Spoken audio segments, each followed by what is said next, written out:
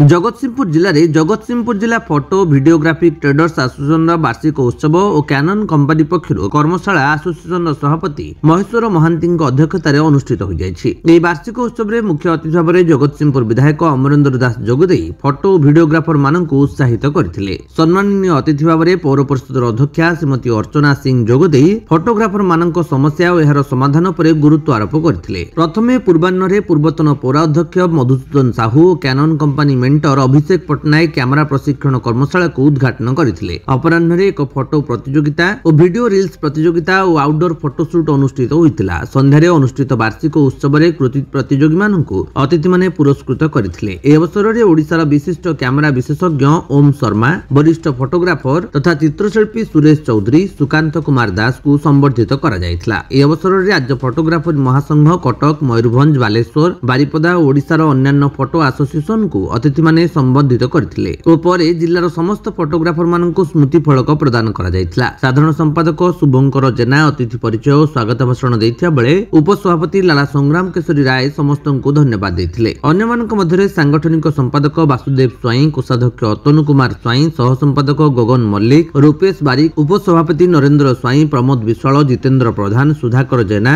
इम्तियाज खान, वासुदेव बेहरा प्रमुख जोगदे कार्यक्रम को परिचालना करथिले। शेषरे सांस्कृतिक कार्यक्रम अनुष्ठित होइतिला। ए उत्सव में जिलार प्रत्येक ब्लॉक और पौर परिषद शताधिक फोटोग्राफर और सेमानक परिवार जोग देइथिले। Jagatsinghpur photo videography traders association वार्षिक उत्सव पालन कराउतला। सकाळ 10टा बेल ठारू खाली जगतसिंहपुर जिला नुहे आपणकर मयूरभंज, बारिपदा, बालेश्वर, खोर्धा, भुवनेश्वर, कटक विभिन्न जिलूर आज आसी कर्मशाला रे सामिल होते और ये विभिन्न प्रकार तंकर कंपटीशन होता से पुरस्कृत होती।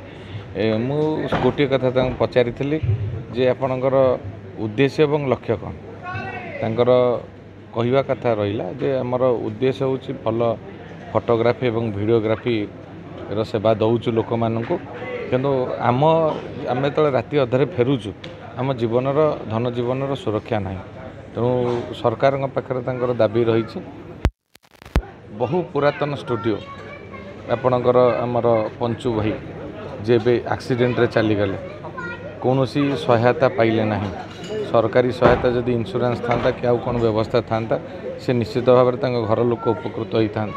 क्विक फोटो स्टूडियो कहले जगतसिंहपुर बहु पुरातन बहु परिचित जेना स्टूडियो और क्विक फोटो स्टूडियो आज परिवार लोक हंतसंत होती हैरान होती। तेणु ये जो दाबीटी यथार्थ मुझे गोटे कथा कही आपण मैंने जहाँ दाबी अच्छे आप सीधा सड़क सहित बसिक कथबार्ता हे तार समाधान बाट बाहर। जगतसिंहपुर राकेश कुमार राय रिपोर्ट, विश्व विजयी न्यूज ओडिशा।